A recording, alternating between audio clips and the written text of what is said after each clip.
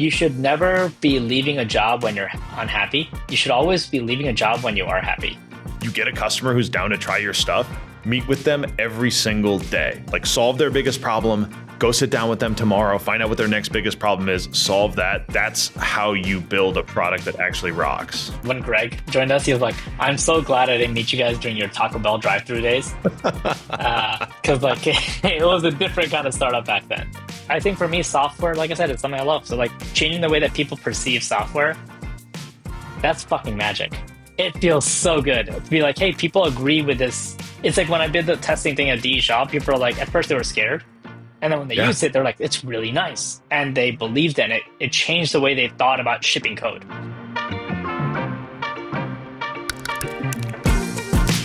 All right. All right. We are live. We are ready. Are y'all ready? How you doing, dude? You have a good holiday? I had actually a wonderful break. I think I took some actual time off, which was really, really nice. You told me, we talked the day before Christmas Eve, and I was like, are you taking some time off? And you're like, no, I'm just going to code all day on Christmas Eve and all day on Christmas Day. It's going to be awesome. So yes. Did you not? Did that not end up happening? Did you get talked out of that? I actually didn't end up coding. I only coded at night. During the day, I actually hung out with friends, invited some of the team over, invited some friends over, and we had a really, really fun time. Nice. I guess we should do intros. I'm Dex. I'm the founder of Human Layer. We make tools to help you use coding agents better. This is the AI That Works podcast. We're doing something a little bit different today. Here, Vaibhav, I'll let you introduce yourself, and then I will tell people what we're doing today. I'm Vaibhav. I work on BAML along with my co-founder Aaron, and we build a programming language. Amazing. And today we are going to dive deep, rather than going hardcore into AI programming concepts and AI engineering concepts. We're actually just going to go deep on Vaibhav's story and hear a little bit about what it was like. I heard there was about 12 pivots or something. Last week we did this with me and we ended up talking about AI engineering for like half the time anyway. So I'm sure you'll still get some good content and some good riffs and some hot takes. Is Aaron joining today or is it just you? We had a pretty big customer start using BAML and it was very like over the holidays, I guess. And let's just say Aaron has been on it. Cool. I mean, we can get started. I'm curious, you've done a ton of stuff before starting BAML. Yeah. And I'm curious, like, I would love to just kind of hear a little bit of like when everybody has a moment where they're like exploring what they want to do and then they do something and they're like, okay, this is a thing I want to double down on. And like, I can talk about my moment for CS and programming with that, but like, I'm curious to know, like, did you know you wanted to do CS and programming when you got to college? Did you decide that in the middle of like some internship during college? Was it when you were at Microsoft or Google? Like, so this is the pivot story. This is like founding BAML. As you can see this, I want to actually start a little bit earlier. So let's talk about before. I think for me, I always liked coding. I think there's a time, not coding actually. I guess I like building. I think there was a time in like seventh grade or something where I tried making a multiplayer card game, like a trading card game, because like Yu-Gi-Oh is popular. I should try and build my own and make it even more popular. Like I made a writing the cards by hand or like printing them out? I tried making my own card deck and making like a mechanic around them that would make it like it was called like Age of History or something. It was like based off like real world. I had sentries from like all sorts of historical armies and everything. Okay. I think and then you tried to balance a game and you realize how freaking hard that was. It turned out seventh grader me could not do that. I tried doing. I remember writing a memorandum to my parents about like why we should invest in a cruise ship, and why we should build a cruise ship. Turns out cruise ships are really expensive, and I did not rationalize that at that time. But it was a good business idea, is what I would say. I did a bunch of other silly ideas. But some container ships, yes, sadly, I didn't know about B2B SaaS, Maseo, about container ships at that time. I think I just like building and creating things for a long time. It was like a passion of mine. And then sometime around like very, very late high school, sadly, not before college applications, I learned a lot about like coding. One of my friends just sat me down. I had this stupid idea one day at lunch. We went back to a dorm. I went to a boarding school. We went back to the dorm, then he just started creating it. He was like, I can build that. And I literally sat next to him, watched him write some stupid PHP on his computer. Mm-hmm. We made a lamp stack, for those of you familiar with that. And I was there like being like, what does that do? What does that do? And I think at some point he just got annoyed of me asking him all these things. And he'd be like, he'd just send me off and say, like, go add this thing in there, go add this thing in there. And we used Okay. SVN and everything back in the day, not even Git. Oh, I had to Um, use so SVN was invented at University of Chicago, and so oh, even it's though Git wild. had been around forever, when we learned version control, they changed this right after I left. They changed the physics program to use Python instead of this spreadsheet thing called Kaleidograph, and they changed all the CS classes to use Git instead of Subversion. I just missed it. Yeah. Yeah, SVN's Um, crazy. Sorry yeah, about it was that, wild. man. But I mean, that's all I knew though. I didn't know anything different. And But then you we knew did it that. For, sucked. Even if you knew no, nothing else, you were like, I hate this. no, not No? really. I didn't know any better. Okay. My friend was really smart. So I just did what he told me to do. I didn't really make opinions at that time. Okay. So I think that was like the first time I really started writing some code, and then I kind of got more into it. I was like, I taught myself C. That was the first real programming language I actually learned. What And did you want to then, build with C? What was like the first thing you made? well, first that software, that stupid software we were building on the PHP stack, we actually convinced our Yeah. school to buy it, which was awesome. Oh, cool. Yeah, we convinced our school to buy it. They tried it for like a small fee. Every student in the school used it, and I was hooked from that point onwards. And then I started doing like a bunch of like side apps on the side, and that's when I started learning C.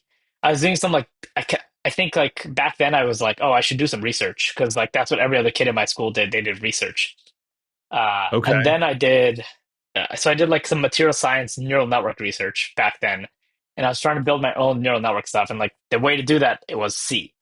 So I did C. Um, and that was kind of Okay. why I learned it. I wrote my own thing. It didn't really work, but the weights did propagate and they did stuff. The data just wasn't good enough. Yeah. And from there, I just wrote a lot more code. And then I got into embedded systems a lot more. I started doing robotics, started building all sorts of other things in college.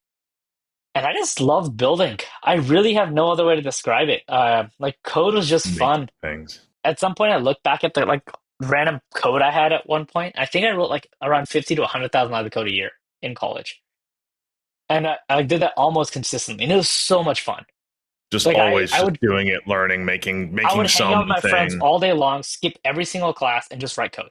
And it didn't matter what I wrote. I wrote like this thing where like I hated unlocking my door because I hate carrying my keys. So I built a thing that would detect when I came nearby, it would unlock my door. And then I made an idea for how With I your could build a phone Bluetooth. like Bluetooth or what? Yeah, exactly. Then I was like, oh shit, this is too power hungry because it's very power hungry. So then I tried to do That's like something else yeah. where I was like, oh, what if we build a Bluetooth mesh network where every single door in the campus had it? So then we could use Bluetooth low energy to go do that. Turns out convincing random people to install shit on the door was really hard. It's also expensive as a college student to buy hardware. Yeah. And that took that out of the way. And Jen's asked a very important question. Am I a fan of PHP? No, I fucking hate PHP. Um, it is a god That awful was language because C is beautiful. my first job involved a lot of translating like legacy code igniter PHP into like Python Django routes. Oh, that's wild. Um yeah, it was a long time ago. That You was an must have felt interesting time. much better getting rid of that code and putting something slightly better. And though Python is kind of shit It's, too. they tell you in startups don't do hero work, but there's like a kind of hero work that is also like dumb chores, but everyone's like, "Holy shit, you did the dishes? Amazing." Like you did the like nasty thing that no one wanted to do. Dishes is a bad example. But you get what I mean. Yeah, exactly. Like Um the migrating of code. yeah, I was also late to programming. I did between my junior and senior year of high school, I did this internship at NASA Kill where it. I had to learn this thing called IDL, which is like a programming language used by Yeah, astrophysicists. And it's just like I don't know if you ever use like MATLAB. Wolfram or things like this. It was kind of Yeah. MATLAB-y, but it was also like the syntax looked like Fortran. So like I learned to program using like the worst programming paradigms that exist, where like everything is passed by reference and not by value. And so like literally to return a value, you just write something into the pointer that was passed in, and like to Even for like declare. primitive types. I mean, this was a little bit higher level and it had some OOP stuff, so like it was I see. better than that, but like it was written by Fortran people, and so it had a lot of weird like Fortran features that was like there was a yeah. Yeah. Anyways, It's interesting how languages yeah, really shape the way you think, I think. Like I think because I ended up doing like it seems like that language is probably created because of like you said, Fortran devs developed. They're like, we need something slightly better than Fortran, yeah, but like not Python. Because like Python would be absurd to invent if you were coming from a Fortran C world. It's just not a natural thing. And I think yeah. like from my perspective, I spent basically my whole career writing assembly code or low-level systems code in C++. Okay. And like a lot of these higher level languages, almost like I think for the longest time I had an aversion to React almost. And the reason I had like an aversion to React, Do you hate FP? Are you one of the anti FP guys? oh, I do not like functional programming. I think functional programming is unmaintainable code because most people in the world don't learn it. So it's not even a matter of like functional programming itself. It's just that the number of people that know it is so small and it's been around for so long. I just don't see a world long term where everyone learns it. Therefore, it's unmaintainable code. So by that logic, you love TypeScript and React just for the fact that lots and lots of people know it. Well, kind of. I really do like TypeScript. I really do like React, actually. Funny enough, I think there's a project somewhere on my GitHub. You can find something called like a Secret Santa thing. And when I made a Secret Santa thing at some point, and that was when I first did web dev after like a decade of not doing it, basically since the PHP days. And when I built it, I remember doing something where I was like, "Oh, screw this React thing. I'm not going to learn React." So I built my own version of React with state management, page controllers, and everything, and routing and everything from scratch. Because like it's just JavaScript. How hard can it be? And when I did that, I then eventually I started this company. I started doing startup stuff with Aaron, and Aaron was like, I was like, oh, we can use my thing. I have a really good library for web dev. He didn't know web dev either, and he's like, hell no, we're gonna learn React. Was this the Life Plus Plus thing, or was this way later? This is way later. Okay. This is way I later. want to hear about the first startup you started. You did you graduated college, you did a bunch of internships, and then you did what was the first one? Was it Microsoft or Google? Microsoft first. So I was actually Okay. doing a startup right out of college. I was trying to do one called like a Okay. glucose meter. So I was trying to make a non-invasive glucometer so you can measure glucose levels with this. And the idea was I worked in like ads before this at eBay and a recommendation engines and ads at eBay and Meta for my internships. So I was like, oh, there's some similar type of clustering here. I bet we could build really localized models for like demographics of people and find localized models that modeled people better rather than one global model that modeled everyone. And this like 2012, Cool. 2013 kind of era. Yeah. And we actually got a YC interview back then for that. Got rejected because they don't do biotech. I was like, why the heck did you fly us out here? If you don't do, but it was really cool. Like as a sophomore in college, it was like a really nice. It felt really good, even though we didn't get in. I pursued that a little bit longer, and then at some point, I was just like, I don't know. I think I just wasn't ready to be a startup founder back then. I had some co-founders. I don't think I felt 100% in at that point. Okay. So my story is like I waited too long to become a founder. I think I mentioned that a little bit of like I was Yeah. just like sitting around waiting for the right idea or the right co-founder and like waiting for it to happen to me. And then like one day I woke up and said, this is absolute bullshit. Like the number of people that get into this stuff and are able to do it and like kids who drop out of college to do it and like you just go and you figure it out. So, okay, so you had the opposite take. You were like, okay, maybe I'm not ready for this. I want to go. What did you want to learn? Like when you were like, okay, we're not doing the startup thing, and you're like, I want my first job. Like what pulled you in It to wasn't what you actually. ended I up was doing actually next? all in on a startup all the way until like all the way I think until like March of my senior year. I don't think I accepted my job offer until that point of or whenever I was graduating that year. I don't think I accepted it. I actually let like I got a return offer from Facebook. I just let it expire. My parents were pissed at me. They're like, "How could you do that?" Right? Because I'm like, yeah, we just you have a job offer, you just let it expire for no reason. It's a pretty nice job offer from Facebook back at that time. Okay, so up until March, you were in on the startup, and then something changed, and you were like, I'm gonna do something else. Like what happened? I think I got a call from someone pretty high up at Microsoft. They called me. They're like, so I interviewed for this team. The recruiter put me out on there. And when I interviewed for the team, the recruiter said, "Look, I put my leg out there. I let you interview for this team. No one else in the country is interviewing for this team. You should meet these people. These people are really, really good." So I met them, and the people are just amazing. They couldn't even tell me what I was working on. They're like, "It's super secret. You can't know what it is until either you join or we announce it." But the people I met were just incredible. Like I think the person ended up being my boss, Michael Gourlay. He ended up building the physics engine for FIFA. Later, people on that team Cool. went on to go build like self-driving at the Tesla, and like lead self-driving at Tesla and a bunch of other random things like that. And it was just phenomenal how well the team worked. I was just like, holy cow, this place is magic. Um, and I was somehow lucky enough to join that team. Like in college, I used to think I was pretty damn good. Like relative to a lot of other students at UT Austin, I got the YC interview. I was doing the startup thing. I was getting internships. I was mostly getting every job offer I applied for, and that's what you relatively rank yourself as. Not like today where you're very humble. No, I'm pretty good at certain things, but I'm also really bad at certain things. Back then, I didn't know that second part. I'm really bad Yeah. at certain things. You knew I what just things you're okay. Yeah, and then I joined there, and then like I think my first code review, I submitted a code review. I submitted like my first PR, and I made like I think like a 50-line change. I got 82 freaking comments on it. 82 comments, and that was like a That was the real roast of Vaibhav Gupta. I was that going to make hurt. this the roast of Vaibhav, but that was, I don't think I'll ever compete with your first code review of Uh, Microsoft then. that hurt. I don't know how else to put it. Like it made me feel something. What did you And learn? then I did all of that. But I think that I really took the team was so supportive. And like, honestly, I just took that as a way like, okay, let's write better code. It's good. I'm the worst one on the team. Let's just do better. And then I just grinded for a long time. I wrote a lot of code. I learned about the system. I ended up writing some really fun algorithms there. We have some of the fastest written assembly code in the world for some computer vision algorithms from that team. Um, Sick. and we did that for a while. And then I remember this one line that stuck in my head from our manager at the time, Drew Seedley.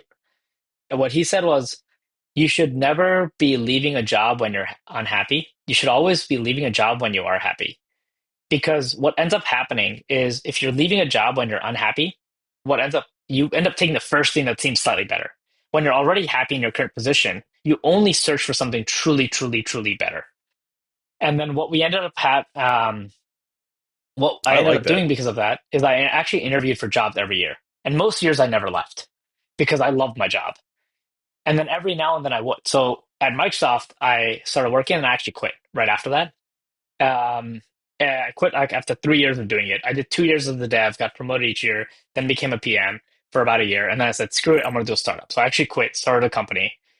I was in like the coding bootcamp space. I was Oh, trying to wait, you be a started Lambdas coding boot camp in 2018? Dude, I started a coding boot camp in 2015. 2014. Oh, we did the same years then. I didn't It's like the you same did time. 2014. I started 2017 or something. Anyway, I did that for about a Yeah. year. My coding bootcamp taught C++ because C++ is the one true language. I would never do that again. Now I would trust Rust. Every boot camp, in 2014, I was like, every boot camp teaches you web dev and you learn JavaScript, which is a great thing to learn because it's very visual, Yeah. right? You make the change, you Hmm. see it. It's like, I was like, but I started at my first job and it took me so long to figure out really basic stuff where it's just like, if someone had just told me this, you could have saved me like 2 weeks. And it was basic things about like web dev and Python, like backend engineering of Exactly. like the difference between JSON and a dict and how to move them back and forth and like how to use curl to test an endpoint and just really basic stuff that I'm like, I feel like if you like had a good guided curriculum on this kind of more heavyweight like back end stuff, you You could do way create better. really good engineers really quickly. I think from there I did a couple more things. After the coding bootcamp, I kind of moved on. I went to Google after that. I was like, I don't think I like the idea of doing a coding bootcamp as a solo founder. I will never do a startup again as a solo founder. It was freaking miserable. I made money, but it was just not happy. It's not And fun. yeah, exactly. Chasing money is fucking dumb. We're both the type of person that like draws a lot of energy from working with someone else who's as bought in as you are. Yeah, and I want to believe the thing I'm doing is going to be like worth it long term and not just like a way to temporarily make money. Because that's kind of dumb. There's easier ways to make money that are way less effort than doing this company. So we did that Yeah. for a while. Then I did Google, built Face ID, switched to a hedge fund, worked at DE Shaw, went through a breakup, did a bunch of random stuff like that. And I was like, oh, screw it. And then at some point, we got to where we are here in the blog post, which is I we've want to now hear gone through one 5 years. before we get in the blog post. I want to save lots of time. I want to save at least 20 or 30 minutes for the BAML journey. Like, Yeah. what's the coolest thing you built at DE Shaw? Because like I've heard the story of that Oh, job and why you liked it so much. And that's obviously freaking there are cool. probably downsides, but like No, there I were know you none. were doing some really interesting stuff there. I think I built something that was freaking cool. This, I think, helped us get into YC, to be honest, which is when I built the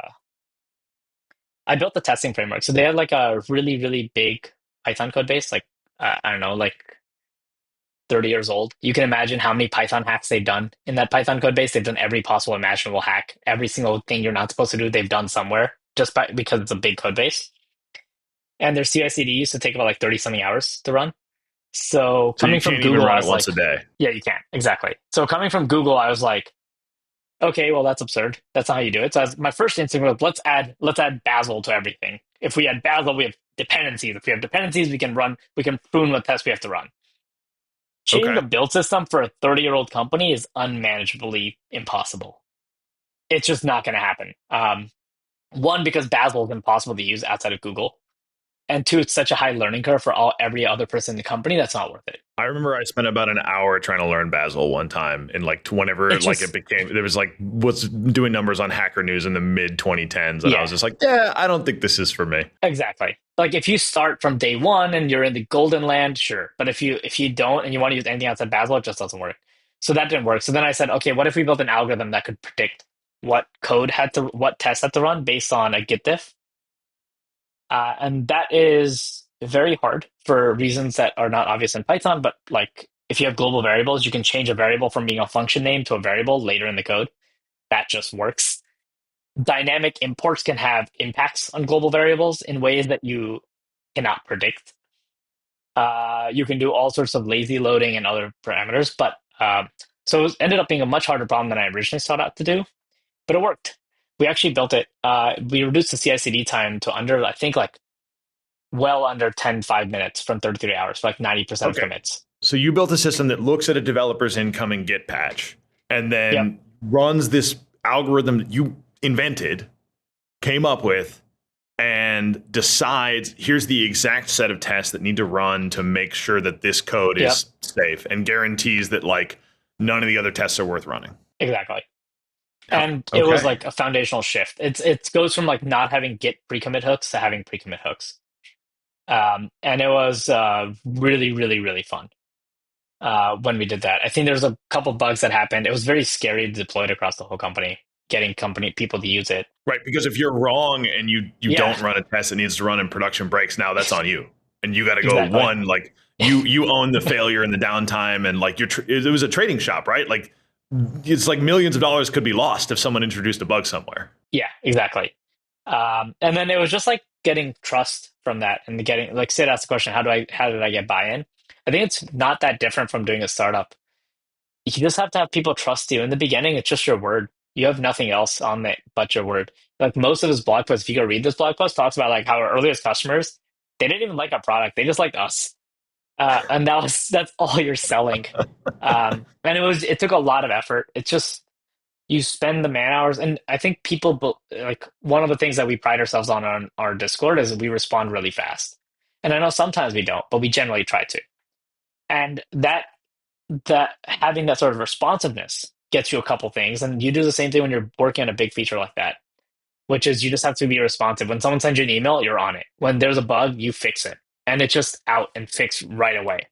Like the response to a bug should be cool. If you can fix it within like 15 minutes, it's out and patched. Yep, Not a, hey, this is what's done. We also did a lot of we'll upfront work to prove prioritize it that. for the next sprint or whatever it Yeah, is. like I hate that. I hate that answer. I tell people on my team, like, hey, if this is a thing that takes less than 10 or 15 minutes to do not file a ticket. I don't want to see that ticket. Either do it or Just go do don't it. do it. Make the decision right then. Yep. And like that's my whole point about most of this stuff. And I think that's how you get the buy-in. People just trust you. And then eventually you do a slow rollout with like all sorts of contingencies built in. Like don't kill the old system. Like leave the old system in place. The like Paul Buchheit like Gmail story is like it's not just about like people will love you if you solve their problem. Like he launched Gmail to like 100 engineers and then stayed up till 3 a.m. every night for like 2 or 3 Exactly. weeks until the bugs started to slow down. He just fixed every single thing, and that's what made people keep using it. And I tell people like if you're in a startup and you get a customer who's down to try your stuff, meet with them every single day. Like solve their biggest problem. Go sit down with them tomorrow, find out what their next biggest problem is, solve that. That's how you build a product that actually rocks. I think in theory, yes. I think it's really hard to find people that are willing to sit down with you because they're actually useful customers. They're they're just how do I put it? They're busy. That's true. If someone's going to give up half an hour a day, they might not be doing anything interesting. Exactly. Like, there's no way I could convince like the most senior traders to give me half an hour a day. Do you know how many Yep. millions of dollars of time I'm stealing from the company to go do that? It's impossible. Yeah. So it's more about building a process so that when something is broken, they know who to respond to and how to get in touch with you, and they know that you're available. And it's the Okay. same So thing with startup stuff as well. It's like just always be around. And like one presence is super understated. yeah, build trust. Okay, cool. So let's talk about the startup. How did you meet your co-founder, and like when did you guys? What made you guys decide to do this crazy thing? Yeah. Okay, cool. We got pictures. This time, the timeline's probably easier.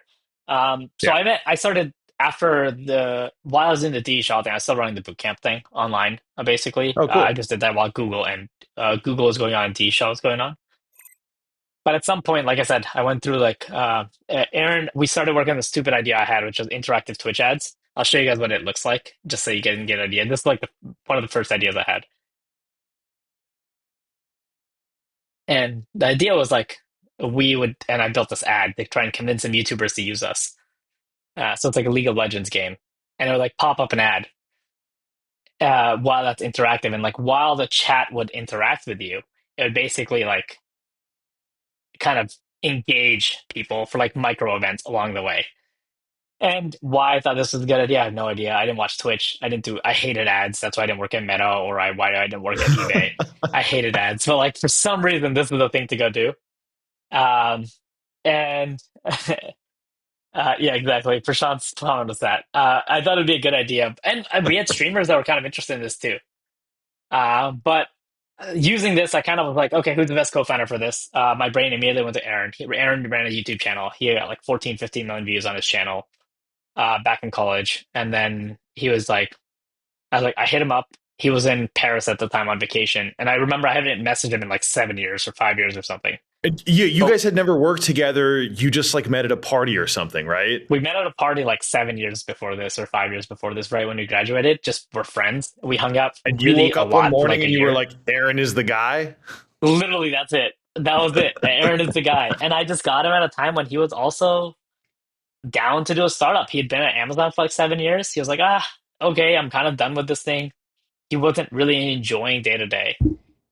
But I think I made one really big mistake back then, which is I believed I could do a startup while working at my job full time. I genuinely believe Hmm. this. I was like, oh, I can bootstrap this thing, let it run as a side business or do whatever I need to. And the reason was I can work like 12-hour days, no problem. I can work 16-hour days, no problem for like months on end. I did that for all my jobs. So I was like, oh, I can do 8 hours, 8 hours. That's actually not sustainable. It is a No. totally absurd idea to go do that. And when I think about doing that, I don't know what made me think I could do that. But one thing I've now realized is when you're working 8 hours a day, it's not enough time. When you're working at a startup, you need your downtime. When you're just idling, you need that background process to run and think about like, oh, what's the next thing you can be doing? The background process can't be, oh, what am I going to present at my company's stand up tomorrow? Dude, I Like literally that woke is up at 3 in the morning last night with an idea to solve a problem I've been thinking about exactly. for 2 weeks. Yeah. You just can't compete with someone that's full time. Yep. It's impossible. We did get a YC interview while we were part time. I think the funniest thing about this YC interview when we did this is this part. I think the YC interviews, for those of you that don't know, are supposed to run 10 minutes long. This one ended in 6 minutes. Michael Seibel straight up was like, in the interview, this was the last question he asked us, which is, do you guys even watch Twitch? It's like he made Twitch. He was the YC managing partner at that time as well. And it was just absurd what we were trying to do because And you we said didn't watch no, and he Twitch. was like, cool, see you later. Well, we said yes, we did, obviously, because like what else? We had kind of self-justified to ourselves that we're the right people to build this idea, but we were Yeah. absolutely not. Like we didn't actually watch Twitch. We were like 30-year-old dudes that just didn't watch Twitch anymore. It was the wrong demographic. Another really important question that he asked us is, do you know any other business that's $1 billion business built on top of Twitch? And the answer is no. It's because Twitch just doesn't want that. They don't want you to build $1 billion business on top of them. They want to build the ads. They want to build the whole platform. It's the same thing with LinkedIn. Every It's founder who tells me they want to build on LinkedIn is like, if you build a $10 million business, not even a billion, if you build a $10 million business, you really think they're going to like let you keep using their exactly. API and their data to do that? No, they're just going to copy you and put it in the product. Or or they'll like strike you down. They don't want Yeah. you. LinkedIn is not a platform that you build on top of, that you build products on top of. LinkedIn is a platform on which you build people and influencers on top of.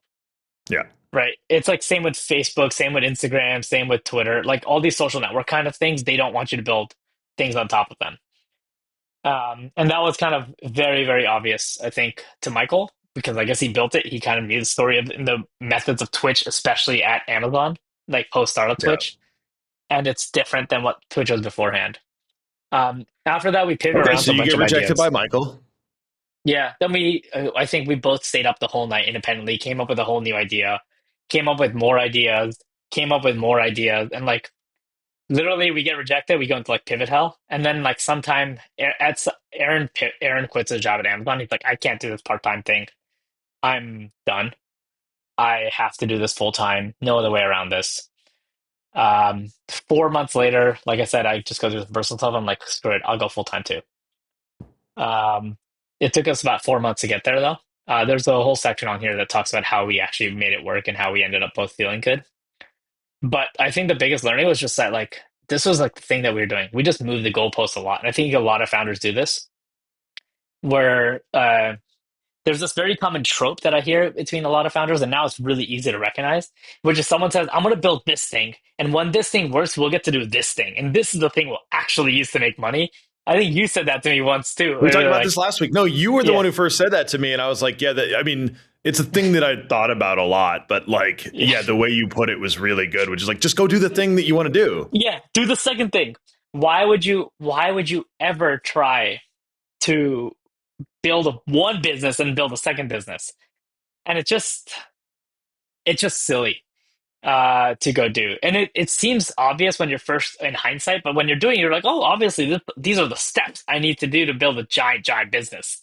Well, it's like the first thing is like kind of working. You're making money. You have some customers. You don't want to let them down. Like you wrote a lot Yeah, of code that is working. Like you're proud of it. Whatever it is, it's very hard to just be like, this isn't the $1 billion business that I want to build. There's a better thing. Like, cool. How do we get to the new thing as quickly as possible? Not like try to back into like, well, here's how we could turn the thing we have into the new thing. exactly. Exactly. And then like what we ended up doing is like we got into YC off of our next idea, which was a Slack competitor. You can go read about it, but I'll give you the TLDR, which is caring about a problem is not enough to build, like enough to win. Like you can't just care about a product. Aaron and I were like, I wrote assembly. Aaron did like back end core infra. We can't build on UX. Like we're not going to win on UX, no matter. I mean, we might. It's just a bad game to play, though. You're not playing stacked odds. Yeah, you're You're stacking the playing. deck against yourself. Yeah, I'm playing a losing deck, and like we're pretty good engineers, but why would I play in a losing playing field? And like no matter how hard I tried, I'm not going to be like a staff level designer. I'm just not. I don't have the background. It's Yeah. not. It's not who I am. And then eventually we went to Pivot Hell. We did a bunch of other ideas, including like AI powered drive-throughs. Um, You drove to every oh, Taco Bell, Wendy's, Burger King, trying to yeah, convince them to use your AI drive-through. exactly. It was Yeah, like it was voice AI to take people's orders and stuff. exactly. I remember. Uh, I remember a lot of what Aaron said, which was, or not Aaron. When Greg joined us, he was like, "I'm so glad I didn't meet you guys during your Taco Bell drive-through days, because like it was a different kind of startup back then." And then the We did a last bunch the of other last pivot things. was one day, voice chat app with an AI personal assistant. You spent one day on that, and Aaron was like, "Nope." Yeah, because I think we were trying to go back to like a Slack competitor like thing. That's what I was trying to do because I was like, I was feeling really emotionally lost. So I was like, let me go do something else. And then we tried What it and was the just, like lowest point during this like pivot hell? Like, I imagine there's a oh, lot of moments where you're like, "Fuck, this isn't going to work either." But like, you what can was you the can go deepest read low this. point? This one, Yeah. it's just when we pivoted. It's like the day of pivoting was freaking miserable. And then When post you pivoting decided to was, throw out the Slack competitor. yeah, it was miserable. And then we got making MRR. We started making MRR on the next idea, which was like custom embeddings. And then I don't know if you can tell, I clearly was not having conviction at some point. So This is it. You can tell when you're losing conviction. You know how I know? Is because if I'm excited and I'm on an airplane, I'm I'm coding. And the minute exactly. I'm sitting on a plane and I'm like, I don't want to work, I'm going to watch a movie, that's how I know something's not working. Exactly. So like the batch ended in like February, in like March. I had a little bit of conviction in April, and I was like, I just lost it. I like we're making revenue, numbers are going up. I just like this is so dumb. Well, we can't build a thing on custom embeddings. So then we pivoted away, and then we started looking at like LLM SDKs, and some of you might have seen this, which was like LangChain was the big thing at that time. And I was just looking at this, I was like, holy freaking shit, this can't be the future. There's just no freaking way this is the future that I want to live in. It's like, why are we importing abstraction for the sake of abstraction? We're writing system message and human message. Like, what is this nonsense? It's a And string. yeah, but like, it's abstraction for the sake of abstraction is the way I'd put it. And Yeah.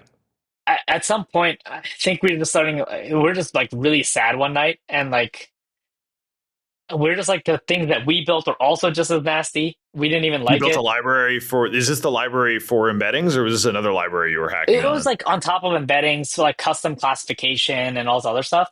Nothing felt good. It felt like abstraction for the sake of abstraction. So we tried YAML files, we tried Python SDKs, we tried JavaScript SDKs. Everything was ugly, and we are just not proud of the work that we built. Like Aaron and I are like, we like code. Code is art, and it should be represented as such. So like when we were shipping this code, even though people were wanting to use us and pay us, it felt like crap because I felt like I was selling them something that I knew I wouldn't want to use. So then literally one night I was just like, we're just hanging out like late night and I was like, let's build a programming language. And then And then what that happened? was it. You walked to the whiteboard and started sketching it out, or like you just started thinking about Literally, it, or like did literally you what fall in love happened. with the problem, or what? We literally did this. We sketched out the hypothetical syntax as a pure joke. Um, and then we had a compiler ready by like that Sunday. I just went home, wrote it, and then turns out getting users for a programming language is really, really, really hard. Somehow some of them used us. Um, and all of this started working. But then we realized how hard this actually is. If you know, someone's thought about it, like it's just there's a lot. Like I think there's like how um, there's this essence of how tall does a startup have to be in order for it to sell something. Most What startups do you you can mean by sell before tall? you build something. Like how much you have to get done before you can sell something. Some startups you can sell before you build it. Some startups you have to build a prototype, then you can sell it. Some startups you got to build the whole thing and no one will buy it until it's done. Like there's no pre-order. It has to be Mm. fully done. A programming language, it turns out, at least in 2023, 2024, 2025, are way on the right hand side. And someone where you just have to build a lot. Like, would you use our first users used BAML or at that point as well, glue without a syntax highlighter? Imagine just writing code in white Oh, it's files, terrible. like I hate pure you white, didn't have like no you didn't have syntax an highlighting. LSP. You had a We didn't have language an that LSP. everything worked, but no LSP. It's like forget about And it. everything did exactly. We had our compiler used to have seg faults because it was written in C++ and a bunch of random stuff like that. Josh, he asked the question, how do we get our first customers? What's the best way of getting new customers now? The way we got our first customers, we actually, I think, where is this? There's a sentence in here. Um, I think there's someone in here. Uh, it probably says it way better, which is this sentence, which is like, Can we just stick to are Python? you actually like, can we just use Python? And they actually are fighting us against using the thing because like it's a freaking slog. Let's be real here. We argued about it for a while, uh, but honestly, like they liked us, so they were down to trust us regardless. Because the results that we got through our language were just better than whatever they had, and that's just partly because we probably just understood LLM slightly better than they did, so we could get a way slightly better output than they could, even with a shitty language.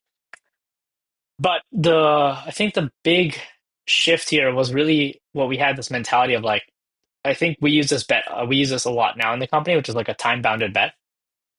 So in this sense of like where we're feeling like shit and our customers were not wanting to use us, we basically just said, let's give ourselves till the end of the year. That's it. We just gave ourselves till the end of the year. If we didn't get anything until the end of the year, then we'll pivot. Screw it. We'll be out. How many months in? Like what month was this? How many months did that give you? That gave us, I think, what month was this? I have no idea. It was I like have to go check the image. summerish. This was like right around here. So Okay. it gave us like Yeah, two 4 or months 5 months. uh, Two more 2 or months. 3 Okay. months. Yeah, it was like it was, and I think it was really just semantically end of the year felt nice semantically. That's why we did that. Yep. And then we actually went back, and Aaron also wasn't super happy with the syntax. He was like, it just looks like shit. And the first version of BAML was shit. I want to be very clear on that. It's because I designed the Can we syntax. see I'm a it? horrible syntax. You should I do don't a know if I have a post of link. like BAML through the ages and just like I a should. snippet of BAML every month for the last like 3 years. That would be awesome. Exactly. So I actually we should. We've shown the internal I bet team this Claude could just do so they that get an if you idea. pointed at your repo. And then we tried to talk about this and try and look at this. And then like eventually we just found a better syntax. We basically redesigned the syntax from scratch. We migrated every single customer. No one pivoted, which is really nice. We finally hit 100 stars. Like it's absurd. It took us 7 months to hit 100 stars. And then we finally decided to keep going. We built like the playground. We started getting feedback that was like this from engineers that we respected, which was just code is just clean. He like I think users deleted like 3,000 plus lines of code when they migrated to BAML pretty consistently at that point. And these were companies that are starting to do some real revenue numbers now too, that were starting to migrate over. Um, That was the thing. I mean, that was my journey too. Is like working with you and like talking to some of your customers about what they were doing with AI was like the first time I was like, oh, people who build and are actually doing real, like shipping reliable AI, like good enough to sell to the enterprise for 6-figure-ish contracts, and people who are making a couple million in revenue, like they have very different needs than what most of the like yeah, common tools cater to. exactly. And it's a different business. Because like what they're thinking about is like the director of engineering or the VP of engineering is often thinking about like they don't want a person to be a bottleneck. They want a system that is going to sustain itself and be maintainable for any engineer that comes in so they don't make Yeah. mistakes. They want to be able to hire, they want it to be as easy as Exactly. possible to find people who know the thing and are comfortable with the code base and all of that. Exactly. And that's what you care about way more than like how easy it is to get started. And the problem is almost every framework that I have seen, like everyone else was like, oh, I'm going to pivot out. And then we did I think that was the nice thing about BAML. We saw that people weren't really pivoting out. They actually just asked BAML to do more and more and more. This was around the time when our JSON parser started getting really, really good. Big shout out to Gabe. Gabe had this absurd use case where he was like trying to get an LLMs to generate every single form of weird things possible. So I'll show you guys some like absurd test cases I think we have in our repo, just to show you guys how bad this Yeah, is. show us the Gabe suite. So this is where we started discovering like, oh, LM started doing like JSON problems like this. If I have it somewhere, this is where we discovered recursive types because structured output still doesn't support recursive types in a really good way. But there's Mm. some tests in here that I'll show. This is where we discovered like internationalization, like with random tokens. Like LMs don't perform super well on these always. And how do you make test cases really good for this kind of tokens? Emojis started coming up. I think classes too might have some of it. There's some markdown files in here where like LM when you generate like super long things like this doesn't always parse correctly because like what happens in this scenario? We're actually generating code as a function signature and the LM forgets quotation marks or anything like that. This is a And you really have hard thing to colons, parse. which are part of the JSON Exactly. syntax. Like they're Exactly. Yeah, special tokens, but the LLM's not escaping them or anything. exactly, right? So you can see how like these edge cases just get bigger and bigger and bigger. It just gets worse and worse and worse. And we just patch the algorithms one by one. We had tons of people just reporting all sorts of things that they're like, hey, I see an LM behaving in this way. I see an LM behaving this way. And the reason the parser is really good is not because like we've encountered every scenario ourselves.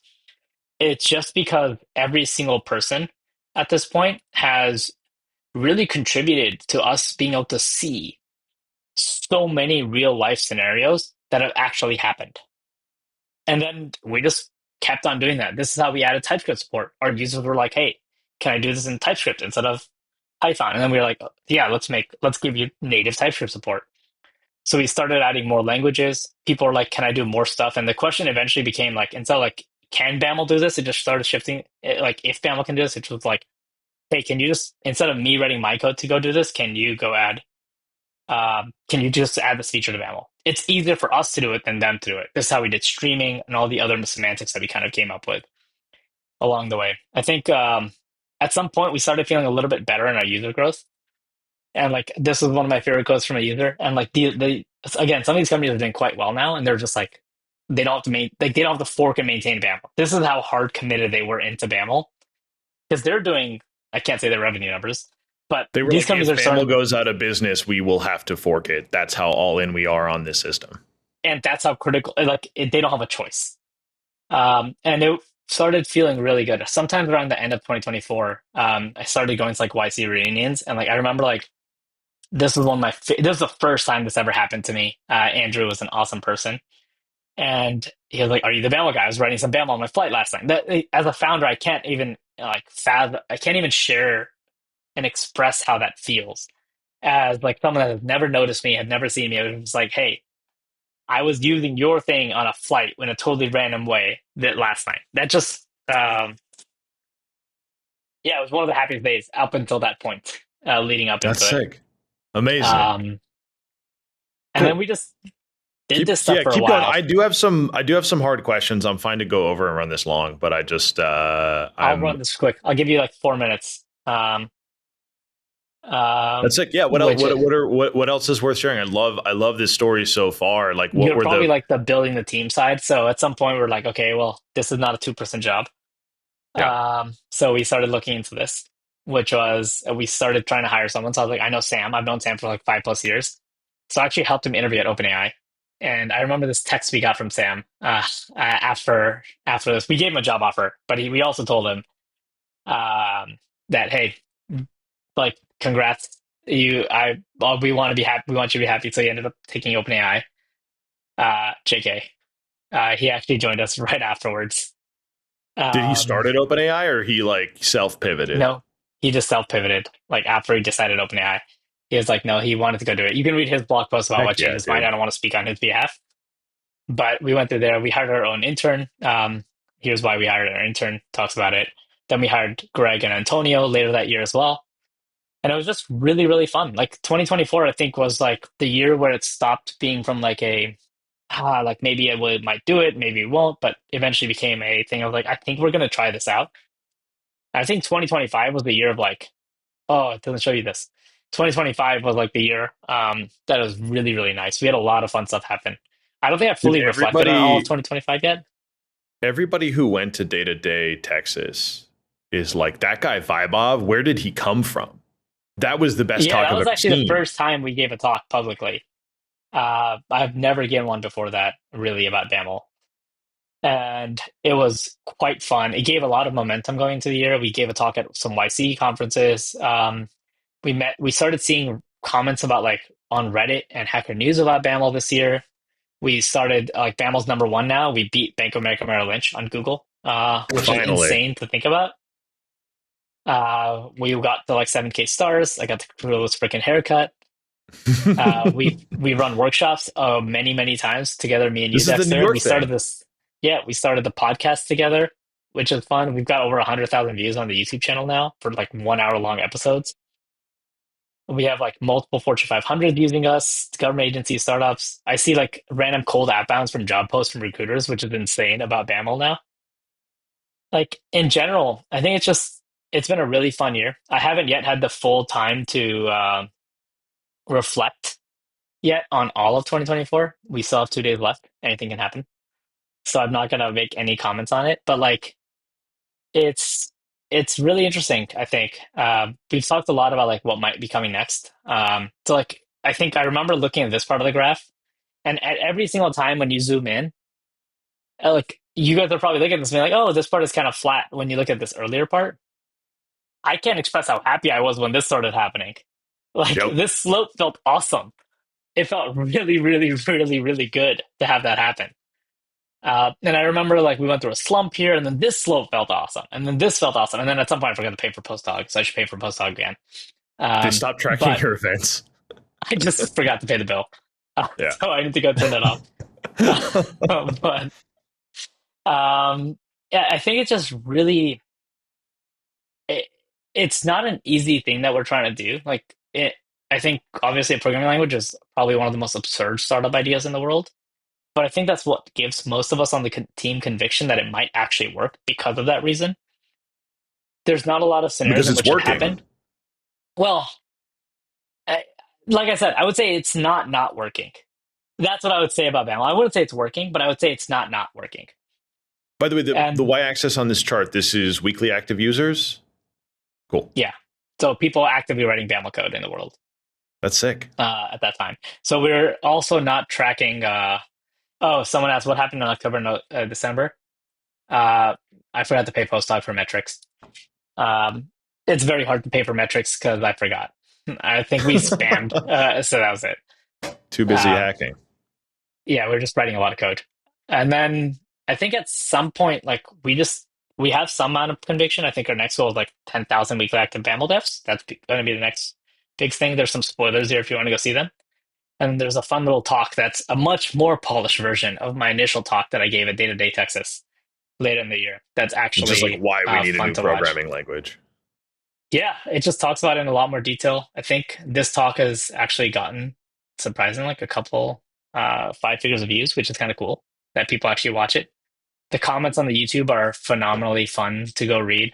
Thanks to all of you that are watching this. I remember when I started doing this, someone was like, "Hey, can you please let us pay for the channel because we like the content so much?" And like this wouldn't have happened if I hadn't met Dex and if we hadn't started doing this together. And I was like, I don't know what I'm going to do with this dollars. I don't know how to extract it out, but it's really freaking cool. The people just want to toss us a tip for making content. Yeah, It's fun. yeah. And then You obviously, gotta like, start spelling my name right though, dude. oh my God, dude, I don't know your last name. I'm sorry. You need to change your Twitter. Same thing to what I did, which is easier to spell. Dex code. Yeah, Dex code. There you go. um, But I have that's kind some of the random journey so far. questions.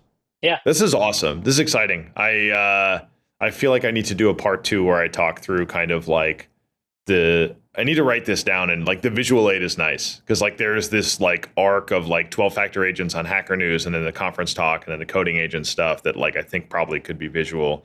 On that note, one thing I wrote down is like you're a really good writer and speaker, and I'm curious like to what did I think it's super super important. I was actually talking to my co-founder about this last week, and I'm just like, Kyle, you're a really good writer. He's like, yeah, I took like a technical like writing and communications class and I'm curious like have you always been a good writer? Is it something you learn? I'm Like actually how a can bad people writer. If you read my writing, it's trash. Most of the writing that is good is because I've run it through so many other people. I've run it through Sam on our team. I've run it through Greg. I've run it through Aaron. I've run it through my girlfriend. And I run it through people to make sure it's actually like tangible and makes sense. good answer. Speaking, I think I'm much more better at than writing. But I think most of the speaking just comes from like having energy. Like when I go on stage, I smile. And it turns out, I think that's like 80% of it is like just be happy and talk about something you're excited about. I can't like I'm super proud of the work we've done at Boundary. Like when we build BAML, when we build all this stuff, I am so fucking proud of it. I'm so proud of every single person on the team. I'm so proud of like everyone that like there was like a bug like 2 days ago, like, and I remember like someone commented on like a Slack thing. Aaron responded, shipped a fix within a day. It's the same with like Greg. Like we had a bug like a little bit ago when we first released timeouts. It was like patched within like less than a day. And it's just not it's cool that we don't have to ask people to do this. People are excited to do this kind of work. They naturally do it. It's like the natural team culture around and community is super helpful too. Like I haven't seen an issue that hasn't been filed where people aren't actually just like, here's my bug, here's the problem, here's how I encounter. They actually do a good job of helping us out. Yeah, you've done a good job of like attracting really high quality people into the community as well. Yeah, so like when I talk about it, I'm just speaking with pride. So it's easy for me to be excited and talk about it because I'm not really faking anything. It's truly how I feel about it. And the day I'm annoyed by it, you will hear it, and I will express that annoyance, and you will feel it very directly. Yeah. And we will make it better to not make it so that's the case. All right. Which hard question do you want? Number one or number two? Give it to me both. All right. Number one. I love BAML. I use BAML every time I'm doing AI scripts. I have talked to some smart people who spend a lot of time with LLMs. And the thing they tell me, and the thing I hear, and is like a reasonable thing to say, is like the labs are constantly improving their tool calling and their parsing, and like under the hood, it's even XML. It's not even JSON anymore. Like it seems in a little bit of a way that like the part of BAML that is calling LLMs and doing the parsing and leaning into the like JSON-ish or schema-bound parser stuff is sort of a bet against the labs continuing to get much better at tool calling. Like, how do you fit that into your worldview and strategy? Yeah. Like, do you agree with that perspective? And like, how are you thinking about that? That's a really, really good question. I've been asked that a few times, often by many like yourselves, many good engineers. It's probably the first question people ask is like, oh, is BAML about JSON parsing? It's actually not at all about that. I think it started off that way because that was the biggest problem people had back in the early day. But I think the way that I have seen it, and like I know a lot of people are saying like, oh, like maybe like 2 or 3 years, we'll definitely have really good structured outputs. But firstly, that's not the code base we live in today. So you got to write code for today. And that's something that BAML does really, really well. And then there's another part of it that's just like, how are you going to actually like streaming semantics? You can't possibly do streaming semantics on the lab side. It's an application level construct. Right. It's about parsing and processing data. Yeah, it has nothing to do with that. And I'll show you like and I'll give a really, really quick example to show what I mean. You're gonna need to zoom this in, by the way. I will. I know. I work on very, very tiny font. You gotta like just inject as much code into the brainstem as possible, right? Exactly. It's just context windows. So like for example, when I do streaming, when I'm parsing like this experience array, whether I want like the whole thing to arbitrarily stream, or whether I want the experience to stream, or whether I want the list to stream, whether I want the object to stream, or whether I want every single character to stream is a choice. And how do you express that choice in a sensible way? That's really hard. That's not a lab construct because the LLM is Yeah. still going to do the same thing regardless of the behavior. And And some people might go I ahead. can imagine what a SDK that was like TypeScript native to build this kind of logic would look like, and You it can't do it basically in TypeScript. becomes its own it basically becomes a Yeah, really ugly DSL. exactly. You can't do it in TypeScript. And the reason you can't do it in TypeScript is because fundamentally what you have here is that you have a dual type system. You have a type where during streaming you have one type, and then during non-streaming you have a totally different type. And you can't, most languages don't have a way to represent two type systems at the same time. Yeah. So even if you It's sort wanted to, of you can't do this. you have Zod for your schemas, and then you have runtime types as well, but it's like that problem multiplied out by like two additional dimensions, basically. Exactly. And Perry brought up a good point. Like, why can't you optionalize everything? Well, you can optionalize everything, but then the problem is like now when I do this, I'll Now show you your what I code mean. is ugly. You got to Well, check everything. yeah, exactly. Now everything becomes like a checked experience along the way, where everything in here is now like an experience. I didn't update the type. There we go. Now everything becomes like an optional type in my stream. So now everything is optional. But what if I don't want the actual experience object to be optional? I want this thing to happen only when it's actually done. Well, now I'm actually getting that in a more type safe way, and that's just like a hard construct to represent because it's very situation dependent. Anyways, we're And talking more about streaming next week. yeah, That makes a ton of sense. Yeah, the typing and stream processing, and then I know you've demoed a couple times the like BAML's going to be a full on Turing complete programming language kind of experiments that y'all are working on that I'm very excited to play with. I think I have a video. I'll show the real version too. Like this video probably just does it over here, where it's like as I'm running this, it's just like tooling. What tooling do you want in your code? Now that like you're gonna vibe code everything, like do you want diagrams that like show your code as you execute them? So like when you go execute, you can just like see what your code is visually represented as really quickly. Do you want to be able to like run your code and then see exactly what sections are running really quickly without having to actually write code in a graph way, just being able to write like if statements, for loops, etc. And I think that's kind of Right. like the premise here is like how do you build software in a world where everything is vibe coded? And everything is non-deterministic, right? And Exactly. everything is asynchronous. Like the calls that like API calls where it's just like send it off and wait for the response and go is like now it's like, well, the stuff streams back and sometimes it takes a long time. And sometimes like there's a long time to first token also. Like what are the software primitives we need? Okay. Exactly. Second hard question. Not really that hard. This is an easier one, but like what is your, I mean, a thing that I get as advice from a lot of good founders and investors is like, you need to be able to build without external validation because that shit comes and goes and like people will Yeah. love you and then people will hate you. So like what is the deep burning thing that you wake up with every day that like motivates you to keep building even in the hardest of times? I really, really, really like beautiful code. That's it. Like I love code. There's no other thing around it. And like I think every single software paradigm that has come to date has brought with it a new way to express those ideas, whether through a framework or through a language, doesn't really matter, but through some foundationally unique way. SQL was a really good way to think about data and like how you're storing data over time and accessing data. Uh, Eh, as good and bad as it is, it's really nice in my opinion. Like document stores were a new way to think about a new type of data interaction. Operating yeah, systems came along and we invented Java. And I think like these abstractions, like Linux, a beautiful abstraction over like hardware. There's so much like the pipe system in like the Unix pipe is such a cool thing where you can just run one program, send the data immediately to another one. These abstractions are so beautifully done. It kind of gets me really excited around them. It's like, how do you compose things in a nice way? And when I think about LLMs, I think there's two different ways to think about LLMs. One is LLMs are just a high level construct, or a different way to think about them is models are primitive that are similar to like an operator, like plus or minus. We don't really think about how plus or minus works. We just have some expectations around when you do A plus B, C happens. That's kind of how I think about LLMs. LLMs are like when you take an LLM, you apply a prompt into it, something should happen. And you can build an expectation around that using a type system. And then what is all the tooling you need around that to make that really, really, really beautiful and fun to use? And that's what motivates us is like make that tooling beautiful, and then really just the day-to-day grind people don't talk about, which is like hear complaints from users on Discord and go build it. Have a yeah. really wild idea, like instead of like talking about it, just go do it. Like there's so many times when I see people talking about stupid ideas and like they don't do them. And who knows if that stupid idea would have worked or not worked.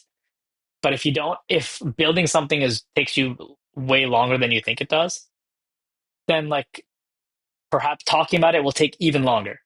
Just go, just go build the thing, and just go see Yeah. if people love it. And if you have Amazon has this really good leadership principle, which is like great leaders that write a lot. And I think not enough startup founders talk about this, but honestly, building a startup is about making the right bets. And like if you make the right bets, you will win. And if you don't, you will lose. So you might as well make the bets and just see what burns out faster, like your ideas or like the fuel that you have inside of you and the motivation. I like it. That's great. Yeah. So I mean, company dies. Neither of you make any money. You'll be like, we made something beautiful that thousands and thousands of maybe millions of people love. I think probably someone will acquire a team of like really, really good engineers that can solve really hard problems in the AI space at some point if we really need to. So I'm not too worried about that No, no, downside no. risk. $1 billion company. Yeah, but I'm talking about like downside risk from an employee standpoint. Like that's like the worst Right. downside risk. It's not really like we'll be out of jobs. Aaron and I will do our Yeah. best to make sure everyone does okay. Yeah. Ben Stansel had this blog post on like the downsides of taking venture capital money and being a founder. And like, there's not really any. It's like, well, okay, so if you start a startup and you fail, Overvaluations will screw you if you take that sure. VC money. No, the point I'm making, like one of the points he makes is like, oh yeah, so if I take money from VCs and then I don't do a good job, then they're not going to give me money again, right? It's like, no, they love second time founders. It's Yeah, like exactly. there's like all this upside, and like the worst case scenario is you get acqui-hired or you run out of money and go get a regular job, and like you can still do it again and again and again. It's like Yeah. do the thing that you love and follow that intrinsic motivation to whatever. I don't know. What do you think? I think the worst case scenario is actually lost opportunity time. Like when you're doing That's the true. startup, you're It's giving your up a lot time of is the time. big cost. You're giving away time with family, friends, partners, like all these other things that matter in life. And all that like where does the responsiveness on the boundary Discord come from? It comes from like in the beginning, me and Aaron literally giving up all that time. Yeah. Right. Even now we don't ask the team to do most of it because like I don't think the team should take the same level of like 24/7-ish yet on that as we do. But they help out a lot on the weekends and Fridays and all this other stuff. And they help out on the week during the weekdays too. But like all Yeah. that time comes from the team too. The point is, yeah, everybody's going a little above and beyond. Yeah, and like the sacrifice there is just that's the real sacrifice of doing a startup. Is you are going to not have friends that you used to have. You are like you will make new friends that you would not have had otherwise either. But like the downside is just like I asked Sam, like for example, I asked Sam like why doesn't he want to be a founder?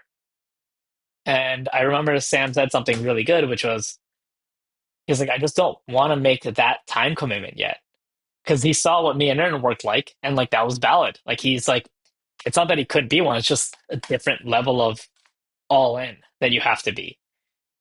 So that would be my one thing. Like, if you don't want to give it that time, don't be a founder. It's not fun.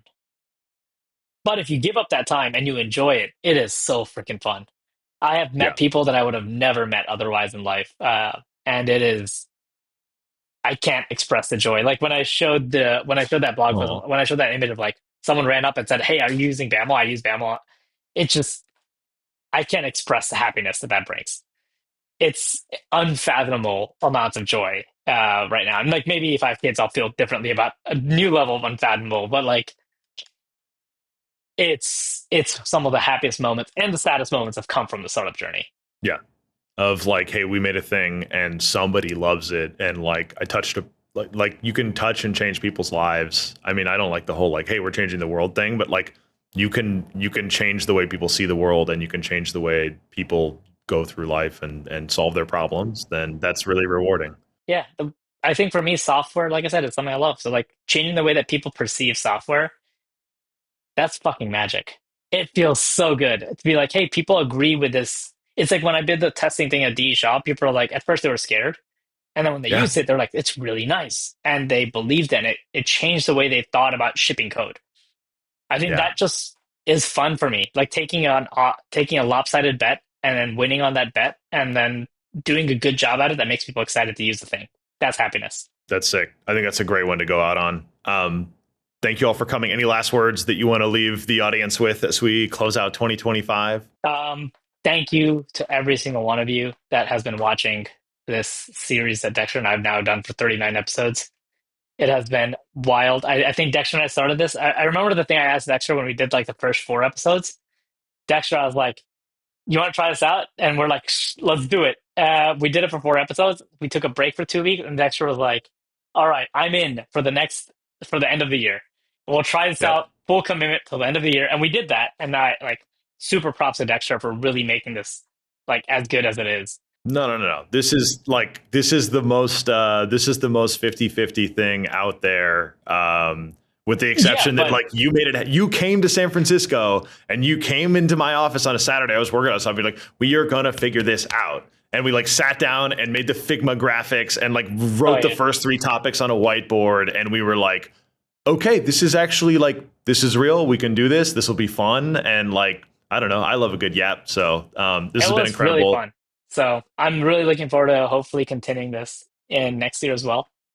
Yeah. And hopefully we'll see if we can do another year and make another year of good content. If you guys have suggestions for content along the way, shoot them our way, shoot them in either of our discords, send topic suggestions, and we'll add them to the queue. We're adding a little bit more process on there. So that means that hopefully we'll get better planning, better episodes coming out with more content.